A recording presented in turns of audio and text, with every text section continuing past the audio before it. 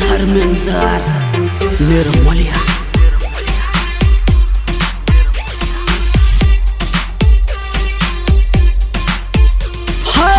DJ के beat पे ठुमका लगा ले लाज शरम है तू अपन हटल डीजे के बीट पे ठुमका लगा ले लाज शरम है तू अपन हटाल चिए पार्टी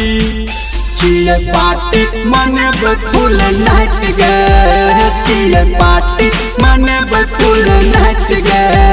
चिए पार्टी मने बकुल नाच गे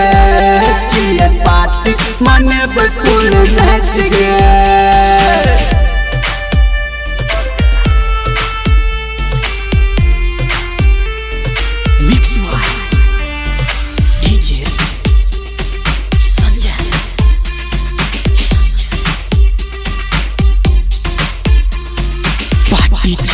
पार्टी करबे गे क्या करो बाप से ने हम डरबे गे तू कर छौरी डांस भेटल छौ तोरा चांस देखा दे टिकटॉक देखा दे आय हमर मूड बना के तू अपन लॉलीपॉप देखा दे ओके हाँ मौका मिलल छौ आय फायदा उठा ले मौका मिलल छौ आय फायदा उठा ले दारू के संग में तुम बियर चढ़ा ले चिए पार्टी मने बकुल नाच गे चिए पार्टी मने बकुल नाच गे चिए पार्टी मने बकुल नाच गे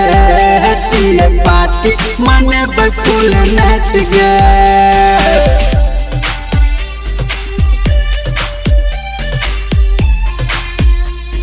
रिकॉर्डिंग बाय माँ गायत्री स्टूडियो मधेपुर पार्टी चाहिए रे पार्टी करबै के करो बाप से न हम डरबै बजारे गाना हट हट राखै न कोनो डर सब मस्त मस्त भ गेल छै टाइम भ गेल यस